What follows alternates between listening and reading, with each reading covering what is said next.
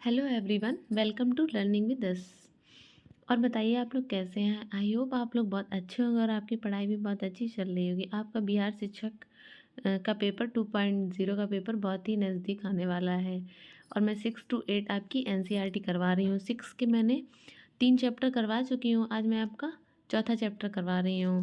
और अगर आप लोगों ने पुरानी क्लासेस नहीं देखी हो तो आप लोग देखिए जाके मेरे चैनल पर, मैंने करवाई हैं। और एनसीईआरटी बेस्ड ही आपको पता है कि ये पेपर आपका बनेगा। आइए देखते हैं, ये आपका 4th चैप्टर है। 4th चैप्टर का नाम है पौधों को जानिए। तो आइए देखते हैं इसके बारे में क्या क्या है पौधों के बारे में जानने से। फर्स्ट है आपकी हेडिंग साग झाड़ी एवं वृक्ष। आइए जानते हैं साग झाड़ी एवं वृक्ष के बारे में क्या क्या बताया। तना, तना के बारे में जानते हैं। शाखाएं भूमि के पास तने के आधार से अथवा कुछ ऊंचाई के बाद निकलती हैं। जो शाखाएं हैं वो हम लोगों की भूमि के पास तने के आधार से अथवा कुछ ऊंचाई के बाद निकलती। अधिकांश पौधों को 3 संवर्गों में विभाजित कर सकते हैं। कितने संवर्गों में भाई? 3 संवर्गों में। पहला है साग, फिर है झाड़ी, फिर है वृक्ष। ये हम लोग के 3 संवर्ग हैं जिसमें हम लोग इनको विभाजित कर सकते हैं। आइए देखते हैं। हरे एवं कोमल तने वाले शाक पौधे कहलाते हैं। क्या कहलाते हैं? पौधे शाक कहलाते हैं। ये सामान्यतः छोटे होते हैं और अक्सर इनमें कई शाखाएं नहीं होती, मतलब ये बहुत सारी शाखाओं वाले नहीं होते हैं। इनकी शाखाएं लिमिटेड ही होती हैं, लिमिटेड ही होती हैं। यहाँ कुछ पौधों में शाखाएं तने के आधार के समीप से निकलती हैं। तना कठोर होता है परंतु अधिक मोटा नहीं होता है, इन्हें झाड़ी कहते हैं। तो जिनको झाड़ी कहते हैं वो कैसे होते हैं? तने कठोर होते हैं परंतु अधिक मोटा नहीं होती हैं। और ये शाखाएं जो होती हैं तने के आधार के समीप से निकलती। कहाँ से निकलती हैं? समीप से निकलती हैं। और कुछ पौधे, देखिए पौधों के बारे में बता रहे हैं, कुछ पौधे बहुत ऊंचे होते हैं, इनके तने सुदृढ़ एवं गहरे भूरे होते हैं। इनमें शाखाएं भूमि से अधिक ऊंचाई पर तने के ऊपरी भाग से निकलती हैं। तो इनको क्या कहते हैं? वृक्ष कहते हैं। आप लोगों को समझ में आ गया होगा झाड़ी और वृक्ष में क्या अंतर है। कमजोर तने वाले पौधे सीधे खड़े नहीं हो सकते। भाई सिंपल सी बात है, जब वो कमजोर होंगे तो वो सीधे खड़े नहीं हो सकते, ये भूमि पर फैल जाते हैं। तो इनको क्या कहते हैं? इनको विसर्पी लता कहते हैं। तो जो भूमि पर फैल जाते हैं और सीधे खड़े नहीं हो सकते तो उनको क्या कहते हैं? विसर्पी लता कहते हैं। जबकि कुछ पौधे आसपास के ढांचे की सहायता से ऊपर चढ़ जाते हैं और ऐसे पौधे क्या कहलाते हैं? जो ऊपर चढ़ जाते हैं सहायता से, उनको आरोही कहते हैं। और ये शाक झाड़ी और पेड़ों से भिन्न होते हैं। किससे भिन्न होते हैं? शाक झाड़ी और पेड़ों से भिन्न होते हैं। इनको आरोही पौधे कहते हैं इन पौधों को। जल तने में ऊपर की ओर चढ़ता है अर्थात तना जल का संवहन करता है। लाल स्याही की भांति जल में विलीन खनिज जल के साथ तने में ऊपर पहुंच जाते हैं। जल तथा खनिज तने की पतली नलिकाओं द्वारा पत्तियों तथा पौधों के अन्य भागों तक पहुंचते हैं। पत्ती, सेकंड आपका पॉइंट है हम लोगों का पत्ती। आइए देखते हैं पत्तियों के बारे में क्या क्या दिया। पत्ती वह भाग है जिसके द्वारा वह तने से जुड़ी हुई होती हैं। तो पत्तियां किससे जुड़ी हुई होती हैं? तने से हम लोगों की हुई होती हैं।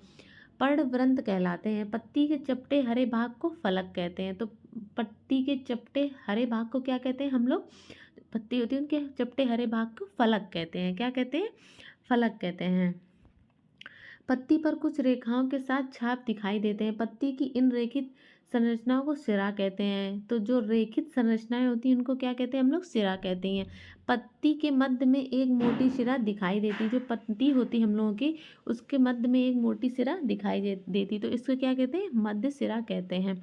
पत्तियों पर सिराओं द्वारा बनाए गए डिजाइन को सिरा विन्यास कहते हैं। जो हम लोग की देखा होगा पत्तियों पर डिजाइन बनी होती तो उनको क्या कहते हैं? सिरा विन्यास कहते हैं। यदि यह डिजाइन मध्य सिरा के दोनों ओर जाल जैसा हो तो यह सिरा विन्यास कहते हैं या इनको जालिका रूपी कहते हैं। घास की पत्तियों में यह सिराएं एक दूसरे के समांतर होती हैं। ऐसे सिरा विन्यास को समांतर सिरा विन्यास कहते हैं। जो मध्य में होते हैं उनको क्या कहते हैं? सिरा विन्यास या जाल की रूपी कहते हैं। और जो समांतर में होती हैं उनको भी उनके समांतर सिरा विन्यास कहते हैं। इस चीज़ को आप लोग याद रखिएगा। साग पौधे दिन के समय जब धूप खिलती है तब वाष्पो उत्सर्जन की क्रिया करते हैं। किसके समय? दिन के समय। इस प्रक्रम के द्वारा पौधे बड़ी मात्रा में जल को वायुमंडल में छोड़ते हैं। पत्तियां वायुमंडल से जलवाष्प ग्रहण नहीं करती बल्कि वाष्पोत्सर्जन की क्रिया द्वारा बड़ी मात्रा में जलवाष्प को वायुमंडल में निष्कासित करती हैं। आइए नेक्स्ट पॉइंट हम लोग देखते हैं। कच्चे आलू में मंड उपस्थित होता है। तो कच्चे आलू में क्या उपस्थित होता है? मंड उपस्थित होता है। आलू में यह मंड पौधों के अन्य भाग से आकर एकत्रित हो जाता है, परंतु पत्तियां प्रकाश और हरे रंग के एक पदार्थ की उपस्थिति में अपना भोजन बनाती हैं। नेक्स्ट पॉइंट हम लोग देखते हैं। पत्तियां प्रकाश और हरे रंग के एक पदार्थ जिसको क्या क्लोरोफिल की उपस्थिति में अपना भोजन बनाती है। तो किसकी उपस्थिति में पत्तियां अपना भोजन बनाती हैं? प्रकाश और हरे रंग के पदार्थ जिसको बोलते हैं क्लोरोफिल, उसकी उपस्थिति में पत्तियां अपना भोजन बनाती हैं। इस प्रक्रिया में जल एवं कार्बन डाइऑक्साइड का उपयोग होता है। इस प्रक्रम को प्रकाश संश्लेषण कहते हैं। इस प्रक्रम में ऑक्सीजन निष्कासित होती है। पत्तियों द्वारा संश्लेषित भोजन अतः पौधों के विभिन्न भाग में मंड के रूप में संग्रहित हो जाती है। किस रूप में संग्रहित हो जाती है? मंड के रूप में संग्रहित हो जाती हैं। पत्तियों द्वारा संश्लेषित भोजन अंततः पौधों के विभिन्न भागों के मंड के रूप में संग्रहित हो जाता है। पत्ती ने ही मंड को संश्लेषण किया है। किसने मंड को संश्लेषित किया है? तो मंड ने संश्लेषित किया है पत्तियों को। पत्ती सूर्य के प्रकाश की उपस्थिति में ही मंड का संश्लेषण करती हैं, सूर्य की उपस्थिति में। आइए अब देखते हैं। पत्ती जल का उपयोग अपना भोजन बनाने के लिए करती हैं और पत्तियों से जल की कुछ मात्रा का ह्रास जो होता है उसको वाष्पोर्जन द्वारा होता है। नेक्स्ट हम लोग अपन जड़। अब तक हम लोग देख रहे थे तना के बारे में, अब देखते हैं जड़ के बारे में। पौधों की जड़ों का एक प्रकार जिसकी मुख्य जड़ को मूसला जड़ कहते हैं तथा छोटी जड़ को पार्श्व जड़ कहते हैं। मुख्य जड़ को क्या कहते हैं? मूसला जड़ कहते हैं। जो छोटी जड़ होती है जड़ों को पार्श्व जड़ कहते हैं। पौधों की जड़ों का दूसरा प्रकार में कोई मुख्य जड़ नहीं होती है, सभी जड़ें एक समान दिखाई देती हैं। इन्हें झकड़ा जड़ अथवा रेशेदार जड़ कहते हैं।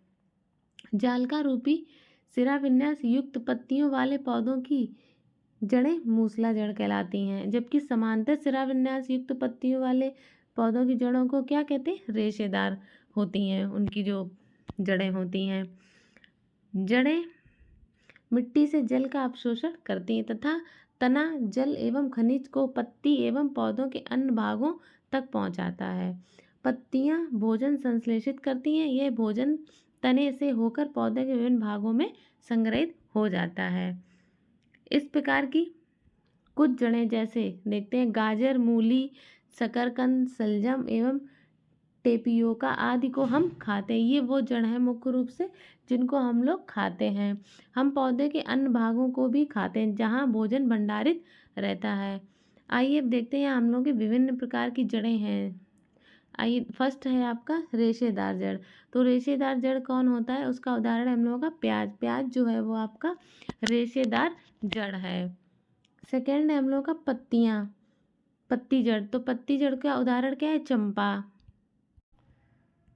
आरोही जड़, आरोही जड़ का उदाहरण क्या है? हम लोगों का पान है और पियोस है। ये दोनों आरोही जड़ के उदाहरण हैं। बटरस जड़, बटरस बटरस जड़ का उदाहरण क्या है हम लोगों का? इसका उदाहरण है हम लोगों का हरमीनोलिया। नेक्स्ट है चूसक जड़। चूसक जड़ का उदाहरण क्या है हम लोगों का? अमरवेल। श्वसन जड़, श्वसन जड़ का उदाहरण क्या है? जूसिया। जूसिया जो है वो हम लोगों का श्वसन जड़ का उदाहरण है। वायवीय जड़, वायवीय जड़ का उदाहरण क्या है? ऑर्किड्स। ऑर्किड्स जो है हम लोगों का वो वायवीय जड़ का उदाहरण है। लास्ट हम लोग की जड़ है स्वांगीकृत जड़। स्वांगीकृत जड़ का उदाहरण क्या है हम लोगों का? है टीनोस्पोरा। टीनोस्पोरा है जो हम लोग का स्वांगीकृत जड़ का उदाहरण है।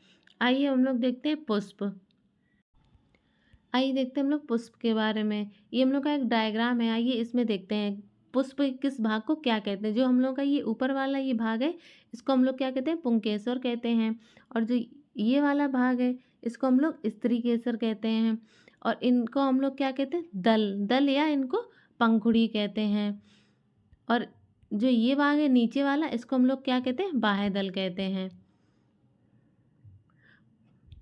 पुष्प के केंद्र में स्थित भाग को स्त्री केसर कहते हैं। देखिए जो हम लोग का ये केंद्र में स्थित है इसको क्या कहते हैं? स्त्री केसर कहते हैं। इसको ये केंद्र में स्थित होता है तो इसको हम लोग स्त्री केसर कहते हैं। पुष्प का अंडाशय स्त्री केसर का सबसे निचला एवं फूला हुआ भाग है। इसकी आंतरिक संरचना के अध्ययन के लिए इसे काटना पड़ता है। मतलब अगर इसकी आंतरिक संरचना का हम लोग अध्ययन करेंगे तो इसको काटना पड़ेगा। अंडाशय में छोटी छोटी गोल संरचनाओं को बीजांड कहते हैं। जो छोटी छोटी गोल संरचनाएं होती हैं उनको क्या कहते हैं हम लोग? बीजांड कहते हैं। बाह्य दल, पंखुड़ी, पुंकेसर एवं स्त्री केसर पुष्प के विभिन्न भाग हैं। परागकोश और तंतु पुंकेसर के भाग हैं, जबकि वर्तिका और वर्तिकाग्र अंडाशय और बीजांड स्त्री केसर के भाग हैं। तो हम लोग के स्त्री केसर के कौन कौन से भाग हैं? वर्तिका है, वर्तिकाग्र और अंडाशय और बीजांड स्त्री केसर के भाग हैं। और ये परागकोश और तंतु पुंकेसर के भाग होते हैं। आइए नेक्स्ट देखते हैं बीज। बीज के जमने के समय जो भाग मूलज या मूलांकुर से निकलता है उसको क्या कहते हैं हम लोग? जड़ कहते हैं। अतः मूलांकर बीज से संबंधित है। ऐसे पुष्प भी हैं जिनमें बाह्य दल और पंखुड़ी समान दिखते हैं। मतलब ऐसे भी बहुत सारे पुष्प हैं जिसमें बाह्य दल और पंखुड़ी दोनों क्या दिखते हैं? समान दिखते हैं। विभिन्न पुष्पों में बाह्य दल, पंखुड़ी, पुंकेसर एवं स्त्री केसर की संख्या में अंतर हो सकता है। कुछ पुष्पों में इनमें से कुछ भाग अनुपस्थित भी हो सकते हैं। आइए कुछ इम्पॉर्टेंट फैक्ट हैं हम लोग जो भी हम लोगों ने चैप्टर में पढ़ा है उसी का ही इम्पॉर्टेंट फैक्ट है, देखते हैं। समानता पौधों का वर्गीकरण उनकी ऊंचाई, तने एवं शाखाओं के आधार पर किया जाता है। किसके आधार पर किया जाता है?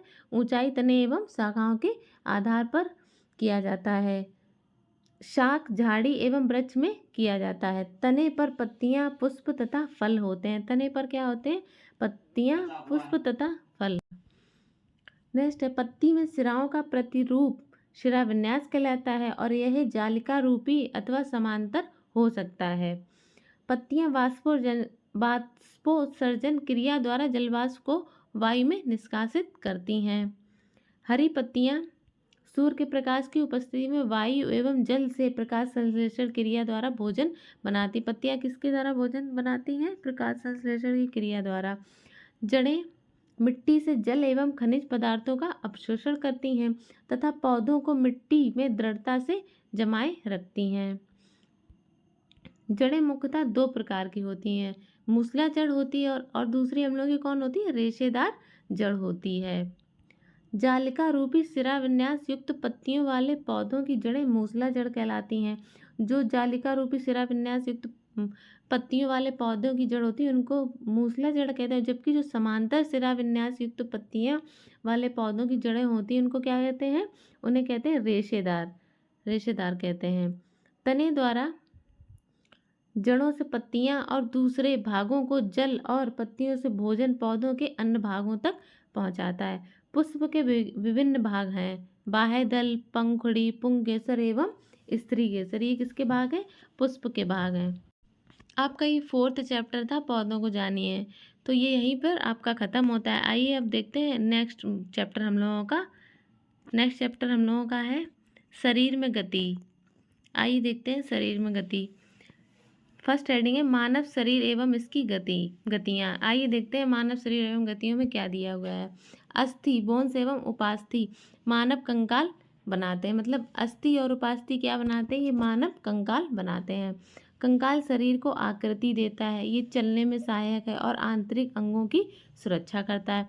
मानव कंकाल खोपड़ी, मेरुदंड, पसलियाँ, वक्ष की अस्थि, कंधे एवं श्रेणी मेखला तथा हाथ पांव की अस्थियों से बनता है। मानव कंकाल में विभिन्न संधियां होती हैं।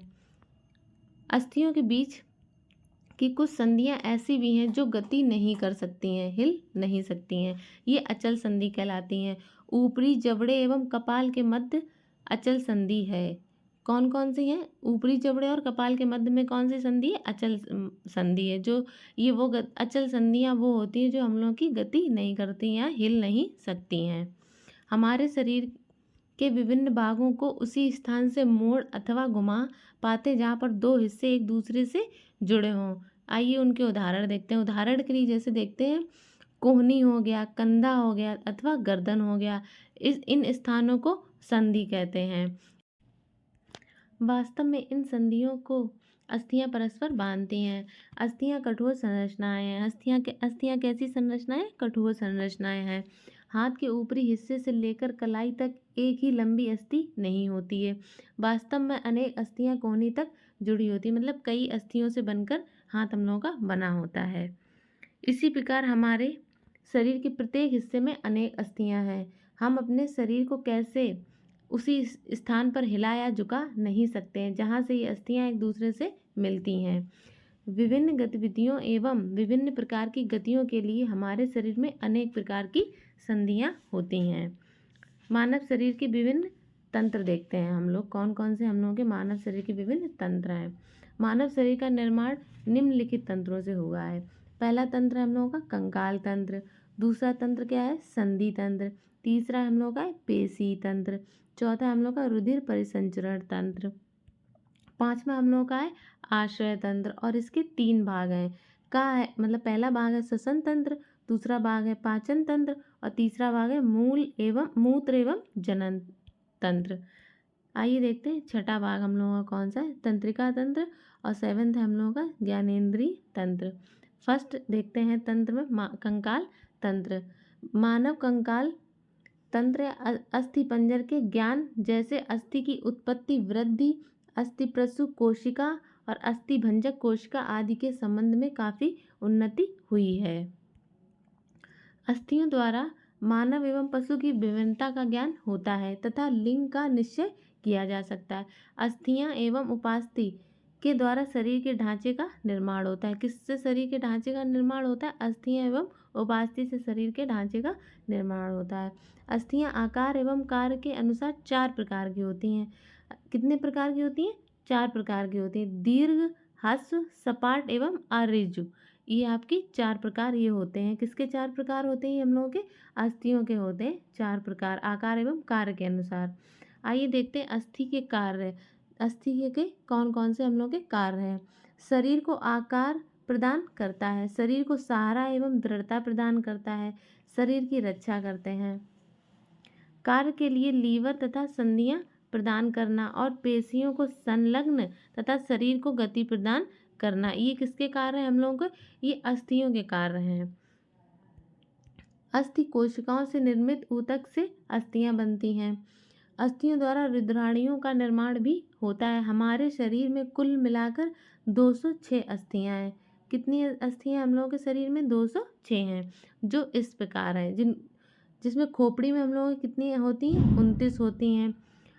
हालोइड अस्थि एक होती है और इसका स्रोत अस्थि का 6 प्लस चेहरे में 14 तथा कपाल में 8 होती हैं अस्थियां होती हैं। रीढ़ में कितनी अस्थियां होती हैं हम लोगों की? 26 होती हैं। और 33 हम लोगों की होती हैं वो कशेरुक में होती हैं। किस में होती है? कशेरुक में। इनमें से क्रम 5 कोश कशेरुक से मिलकर तथा कडल 4 कशेरुक से मिलकर बनता है। यदि इन्हें एक एक माना जाए तो कुल अस्थियां 26 ही होंगी। वक्ष तथा पार्श्विकाओं में 25 अस्थियां होती हैं। ऊर्ध्व शाखा बाहु आदि में 64 और अंधा शाखा जांग आदि में 62 अस्थियां होती हैं। लंबी नलिकाकार अस्थियों में मज्जा होती है जो रुधिर कण बनाती हैं। एक्स किरण से देखने पर अस्थियां अपारदर्शक होती, मतलब अस्थियों को अगर हम लोग एक्स किरण से देखेंगे तो ये कैसी हैं? अपारदर्शक होती हैं। संधि तंत्र। आइए देखते हैं संधि तंत्र के बारे में। 2 या 2 से अधिक अस्थियों के जोड़ को संधि कहते हैं। इसमें स्नायु लिगामेंट्स सहायक होते हैं। संधियां कई प्रकार की होती हैं, इनके भेद निम्नलिखित हैं। आइए हम लोग देखते हैं संधियों के भेद। चल संधि जैसे स्कंद संधि चल संधियों के प्रभेदों में एक है। फिसलने वाली संधि जैसे कि रीढ़ की संधियां। खूंटीदार संधियां जैसे कि प्रथम, द्वितीय कशेरुक तथा पार्श्व कपाल अस्थि संधि। कब्जनुमा संधि जैसे इसके उदाहरण क्या है? कपूर संधि। गेंद गड्ढा संधि जैसे कि वक्षण संधि। ये आपके किसके उदाहरण थे? ये आपके चल संधियों के उदाहरण थे। आइए देखते हैं नेक्स्ट है आपकी अचल संधि। अचल संधि जैसे कि करोटी और काल संधि। फिर ये आपका थर्ड है अल्पगति संधियां जैसे भागास्थि संधि। आकृति के अनुसार संधियों का वर्गीकरण निम्नलिखित है। आइए आकृति के अनुसार देखते हैं संधियों का वर्गीकरण। तातप संधि, तातप संधि इसके उदाहरण है कपाल संधि या दांत के उलूखल तथा जांघिकांतर संधि। उपास्थि संधि ये दो प्रकार की होती हैं, इसमें अल्पगतिक होती है जैसे भागास्थि संधि। स्नेहक संधि, इसके अंतर्गत प्राय शरीर की समस्त संधियां आती हैं, मतलब शरीर की समस्त संधियां किसके अंतर्गत आती हैं, हम लोगों की स्नेहक संधि के अंतर्गत आती हैं। इस प्रकार की संधियां विभिन्न गतियों के अनुसार अनेक वर्गों में विभाजित की जा सकती हैं। संधियों के ऊपर से पेशियां गुजरती हैं तथा उन्हें गति प्रदान करती हैं। संधियों की अपनी रुधिर वाहिकाएं होती हैं। संधियों का विलगना चोट लगने से होता है, इसे संधि भ्रंश कहते हैं। संधियों के स्नायु पर आघात होने को मोच कहते हैं, मतलब जो चोट लग जाती है उसको क्या कहते हैं। आइए देखते हैं कंदुक खल्लिका संधि। एक अस्थि का गेंद वाला गोल हिस्सा दूसरी अस्थि की कटोरी रूपी गुहिका में धंसा हुआ होता है। कंदुक खल्लिका संधि प्रकार की संधि सभी दिशाओं में गति प्रदान करती। जो हम लोग की कंदुक खल्लिका संधि वो सभी प्रकार की गतियों में सभी दिशाओं की गतियाँ प्रदान करती हैं। कंदुक खल्लिका संधि जो होती बॉल एंड सॉकेट जॉइंट कंधे और कूल्हे की संधि होती है, ये सभी दिशाओं में गति करती, मतलब जो कंदुक खल्लिका संधि है वो हम लोग की सभी दिशाओं में गति करती हैं। और इसके उदाहरण कौन है, कंधे और कूल्हे की संधि है। धुराग्र संधि, हम लोग की धुराग्र संधि देखते हैं कौन कौन से हैं। गर्दन तथा सिर को जोड़ने वाली संधि धुराग्र संधि है। इसके द्वारा सिर को आगे पीछे या दाएं बाएं घुमा सकते हैं। यह गति हमारे हाथ की उस गति से किस प्रकार भिन्न है, जिसमें कंदुक खल्लिका संधि द्वारा हाथ को पूर्णतः वृत्ताकार रूप में घुमा सकते हैं। धुराग्र संधि में बेलनाकार अस्थि एक छल्ले में घूमती है। नेक्स्ट हम लोग का हिंज संधि। हिंज संधि एक दिशा में गति, मतलब जो हिंज संधि है वो हम लोगों की एक दिशा में गति करती है। कोहनी में हिंज या कब्जा संधि होती है, केवल आगे और पीछे एक ही दिशा में गति करती है। जो हिंज संधि होती है वो कहाँ होती है, हम लोगों की कोहनी में होती है, या इसको कब्जा संधि भी कहते हैं, और ये आगे पीछे एक ही दिशा में गति करती है। हिंज संधि कोहनी और घुटने की संधियों में होती है, यह एक ही दिशा में गति करती है। नेक्स्ट हम लोग की अचल संधि। अचल संधि देखते हैं, गर्दन और सिर को जोड़ने वाली संधि को धुराग्र कहते हैं। धुराग्र संधि में बेलनाकार अस्थि एक छल्ले में घूमती है।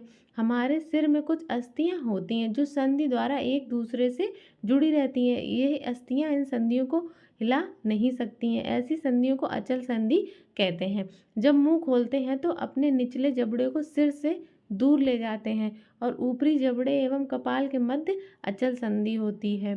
संधियां हमारे अस्थियों को एक दूसरे से क्या करती हैं, जोड़ती हैं। शरीर की सभी अस्थियां ठीक इसी प्रकार शरीर को एक सुंदर आकृति प्रदान करने के लिए एक ढांचे का निर्माण करती हैं। हिंज जैसी संधि द्वारा गति की दिशा ढांचे को कंकाल कहते हैं। शरीर के कुछ अंगों में मौजूद अस्थियां और उनकी संख्या तथा आकृति के बारे में तब पता चलता है जब उनका अनुभव करते हैं कि एक्सरे चित्र से हमें शरीर की सभी कठोर अस्थियों की आकृतियों का पता चलता है। मतलब हम लोग जो एक्सरे कराते हैं तो आपने देखा होगा कि हम लोग की जो अस्थियां होती हैं उनका एक्सरे आता है, तो उनसे हम लोग उनका पता कर सकते हैं आकृति का। पसलियाँ या वक्ष की अस्थियाँ विशिष्ट रूप से मुड़ी होती हैं। वे वक्ष की अस्थि एवं मेरुदंड से जुड़कर एक बक्से की संरचना करती हैं।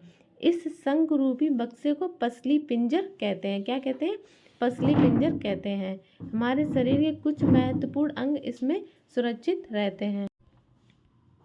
गर्दन से प्रारंभ करके पीठ पर नीचे की ओर की संरचना मेरुदंड है। यह अनेक छोटी छोटी अस्थियों से बना है। पसली पिंजर भी पक्ष क्षेत्र की अस्थियों से जुड़ा है। नेक्स्ट है, कंधों के समीप दो उभरी हुई अस्थियां होती हैं, इन्हें कंधे की अस्थियां कहते हैं। खोपड़ी अनेक अस्थियों के एक दूसरे से जुड़ने से बनी होती है। यह हमारे अत्यंत महत्वपूर्ण अंग मस्तिष्क को परिवर्तित करके उसकी सुरक्षा करती हैं। नेक्स्ट पॉइंट है, श्रोणि अस्थियां। बक्से के समान एक ऐसी संरचना बनती है जो अमाशय के नीचे पाए जाने वाले विभिन्न अंगों की रक्षा करते हैं। किनकी रक्षा करते हैं, अमाशय के नीचे पाए जाने वाले विभिन्न अंगों की रक्षा करते हैं। कूल्हे वाला वह हिस्सा जिसके सहारे हम लोग बैठते हैं। खोपड़ी अनेक अस्थियों के एक दूसरे से जुड़ने से बनी होती हैं। यह हमारे अत्यंत महत्वपूर्ण अंग मस्तिष्क को परिवर्तित करके उनकी सुरक्षा करती। कंकाल के कुछ अतिरिक्त अंग भी हैं जो हड्डियां जितने कठोर नहीं होते हैं, जिन्हें मोड़ा जा सकता है उसे उपास्थि कहते हैं। नेक्स्ट है, कान में कोई अस्थि नहीं है। कान का ऊपरी भाग उतना लचीला नहीं है जितना कि हमारी कर्णपाली है, परंतु ये अस्थि जैसा कठोर भी नहीं है, मतलब बहुत लचीला भी नहीं है और अस्थि जैसा कठोर भी नहीं, तो इसको क्या कहते हैं, तो वो उपास्थि होता है। शरीर की संधियों में भी उपास्थि पाई जाती है। मानव कंकाल के अनेक अस्थियां संधियों एवं उपास्थियों से मिलकर बना होता है, जिनमें से बहुत को देख सकते हैं, मोड़ सकते हैं तथा गति दे सकते हैं। जब शरीर का कोई उभरा हुआ भाग दिखाई देता है तो उसे पेशी कहते हैं। संकुचित लंबाई में कमी होने के कारण पेशियां उभर आती हैं। चलते अथवा भागते समय पैरों की पेशियों में भी इसी प्रकार का संकुचन देख सकते हैं। संकुचन की अवस्था में पेशी छोटी, कठोर एवं मोटी हो जाती है और ये अस्थि को खींचती है। नेक्स्ट पॉइंट है, किसी अस्थि को गति प्रदान करने के लिए दो पेशियों को संयुक्त रूप से कार्य करना होता है। मतलब अगर किसी पेशी को गति प्रदान करना है तो पेशियों को संयुक्त रूप से कार्य करना होता है। जब दो पेशियों में से कोई एक सिकुड़ती है तो अस्थि उस दिशा में खिंच जाती है। युगल की दूसरी पेशी शिथिल लंबाई में बढ़कर पतली हो जाती है और अवस्था में आ जाती है। अस्थि को विपरीत दिशा में गति करने के लिए अब शिथिल पेशी सिकुड़कर अस्थि को अपनी पूर्व स्थिति में खींचती है, जबकि पहली पेशी अब शिथिल हो जाती है। पेशी केवल खींच सकती है, वह धक्का नहीं दे सकती है। अतः एक अस्थि को गति देने के लिए दो पेशियों की संयुक्त रूप से कार्य करना होता है। अगर हम लोगों की पेशियां संयुक्त रूप से मतलब क्या दिया हम लोगों की एक अस्थि को गति देने के लिए दो पेशियों को संयुक्त रूप से कार्य करना होता है। मतलब एक अस्थि है, अगर उसको गति देना है तो दो पेशियों को संयुक्त रूप से कार्य करना पड़ेगा। जंतुओं की चाल देखते हैं। केंचुआ, क्या देखते हैं, केंचुआ। केंचुआ केवल अत्यधिक चिकनी सतह पर ही आसानी से चल सकता है। केंचुओं का शरीर एक सिरे को दूसरे सिरे से सटाकर रखे गए अनेक छल्लों से बना प्रतीत होता है। केंचुओं के शरीर में अस्थियां नहीं होती, परंतु इसमें पेशियां होती जो इनके शरीर के घटने और बढ़ने में सहायता करती हैं। मतलब केंचुओं के शरीर में अस्थियां नहीं होती हैं, इनके शरीर में सिर्फ पेशियां होती हैं जो इनके शरीर को घटने और बढ़ने में सहायता करती हैं। चलने के दौरान केंचुआ अपने शरीर के पश्च भाग को भूमि में जकड़े रहता है तथा अग्रभाग को फैलाता है। आपने भी देखा होगा ऐसा कि वो आगे से एकदम बढ़ता है, इसके बाद वह अग्रभाग से भूमि को पकड़ता है तथा पश्च भाग को स्वतंत्र कर देता है। इसके पश्चात वह शरीर को संकुचित करता है तथा पश्च भाग को आगे की ओर खींचता है, आगे के ऊपर खींचता है और इससे वह कुछ दूसरी तक आगे बढ़ता है। केंचुआ इस प्रक्रिया की बार बार पुनरावृत्ति करते हुए मिट्टी पर आगे बढ़ता है। इसके शरीर में चिकने पदार्थ होते हैं। कैसे पदार्थ होते हैं? चिकने, जो चलने में सहायता करते हैं केंचुए के शरीर में। केंचुए के शरीर में छोटे छोटे अनेक सूख बाल जैसी आकृति होती है। ये सूख पेशियों से जुड़े होते हैं। ये सूख मिट्टी में उसकी पकड़ को मजबूत बनाते हैं। किस में मजबूत बनाते हैं? मिट्टी की पकड़ बनाने में मजबूत बनाते हैं और ये बाल जैसी आकृति होते हैं। ठीक है, और ये केंचुए के शरीर में छोटे छोटे क्या होते हैं? सूख होते हैं। सूख, इस चीज़ को आप लोग याद रखिएगा। केंचुआ वास्तव में अपने रास्ते में आने वाली मिट्टी को खाता है। उसका शरीर अनपके पदार्थों को बाहर निकाल देता है। केंचुए द्वारा किया गया कार्य मिट्टी को उपजाऊ बना देता है, जिससे पौधों को फायदा होता है और केंचुआ किसान का मित्र भी इसीलिए कहते हैं। घोंगा, आइए घोंगे के बारे में देखते हैं। घोंगा की पीठ पर गोल संरचना होती है और इससे कवच कहते हैं और यह घोंगे का बाह्य कंकाल है, परंतु यह अस्थियों का बना नहीं होता। मतलब ये भी अस्थियों का बना नहीं होता है। यह कवच एकक होता है और यह घोंगे की चलने में कोई सहायता भी नहीं करता है। यह घोंगे के साथ खिंचता जाता है सिर्फ। घोंगे के चलने के दौरान कवच का छेद खुलने पर एक मोटी मांसल संरचना एवं सिर बाहर आते हैं। मोटी संरचना इसका पाद पैर जो दृढ़ पेशियों का बना होता है। पाद पैर की लहरदार गति केंचुए की गति से धीमी है। घोंगे के पाद पैर एक मोटी मांसल संरचना के रूप में होते हैं जो दृढ़ पेशियों के बने होते हैं। घोंगा अपने इन्हीं पेशी पाद की सहायता से चलता है। आइए नेक्स्ट देखते हैं हम लोग का क्या है। तिलचट्टा। तिलचट्टा जमीन पर चलता है, दीवार पर चढ़ता है और वायु में उड़ता भी है। इनमें 3 जोड़ी पैर होते हैं जो चलने में सहायता करते हैं। इसका शरीर कठोर बाह्य कंकाल द्वारा ढका होता है। यह बाह्य कंकाल विभिन्न एकांकों की परस्पर संधियों द्वारा बनता है, जिसके कारण गति करना संभव हो जाता है। बच्च से 2 जोड़े पंखे भी जुड़े होते हैं। अगले पैर सकरे और पिछले पैर चौड़े एवं बहुत पतले होते हैं। पक्षी का कंकाल तिलचट्टे में विशिष्ट पेशियां होती हैं। पैर की पेशियां उन्हें चलने में सहायता करती हैं और बच्च की पेशियां तिलचट्टे के उड़ने के समय उसके पैरों में गति देती हैं। आइए अब जानते हैं पक्षी के बारे में क्या क्या दिया गया है। पक्षी हवा में उड़ते हैं तथा भूमि पर चलते हैं। बतख तथा हंस जैसे कुछ पक्षी जल में तैरते भी हैं। पक्षी इसलिए उड़ पाते हैं क्योंकि उनका शरीर उड़ने के लिए अनुकूलित होता है। उनकी अस्थियों में वायु प्रकोष्ठ होते हैं, जिसके कारण उनकी अस्थियां हल्की एवं मजबूत होती हैं। पश्चपाद पैरों की अस्थियां चलने एवं बैठने के लिए अनुकूलित होती हैं और अग्रपाद अस्थियां रूपांतरित होकर पक्षी के पंख बनाती हैं। कंधे की अस्थियां मजबूत होती हैं। वृक्ष की अस्थियां उड़ने वाली पेशियों को जकड़े रखने के लिए विशेष रूप से रूपांतरित तथा पंखों को ऊपर नीचे करने में सहायता होती है इन लोगों के। नेक्स्ट देखते हैं मछली। मछली के बारे में हम लोग देखते हैं। मछली का सिर एवं पूंछ इसके मध्य भाग से पतला एवं नुकीला होता है। मतलब सिर और जो पूंछ होता है मध्य भाग से पतला एवं नुकीला होता है। ऐसी ही आकृति धारा रेखी कहलाती है। इसकी विशेष आकृति के कारण जल इधर उधर बहकर निकल जाता है और मछली जल में सरलता से तैर सकती है। मछली का कंकाल दृढ़ पेशियों से ढका रहता है। तैरने की प्रक्रिया में शरीर का अग्रभाग एक ओर मुड़ जाता है तथा पूंछ विपरीत दिशा में जाती है। आइए नेक्स्ट देखते हैं मछली के बारे में। मछली शरीर को मोड़ती है तो तीव्रता से उसकी पूंछ दूसरी दिशा में मुड़ जाती है। इससे वह झटका सा लगता है और मछली आगे की ओर चली जाती है। इस प्रकार के क्रमिक ताल से मछली आगे की ओर तैरती रहती है और पूंछ के पंख इस कार्य में उसकी सहायता करते हैं। मछली के शरीर पर और भी पंख होते हैं जो तैरते समय जल में संतुलन बनाए रखने एवं दिशा निर्धारण करने में सहायता करते हैं। मछली के पूंछ के पंख की तरह ही गोताखार भी अपने पैरों में पंखों की तरह विशेष आवृत्ति पहनते हैं जो उन्हें जल में तैरने में सहायता करते हैं। आइए नेक्स्ट देखते हैं सर्प। सर्प के बारे में क्या क्या दिया गया है। सर्प का मेरुदंड लंबा होता है। सर्प का मेरुदंड कैसा होता है? लंबा होता है। शरीर की पेशियां चीड़ एवं असंख्य होती हैं। वे परस्पर जुड़ी होती हैं, चाहे वे दूर ही क्यों ना हो। ये मेरुदंड पसलियां एवं त्वचा को भी एक दूसरे से जोड़ती हैं। सर्प का शरीर अनेक वलय में मुड़ा होता है। इसी प्रकार सर्प का प्रत्येक वलय उसे आगे की ओर धकेलता है। क्या करता है? धकेलता है।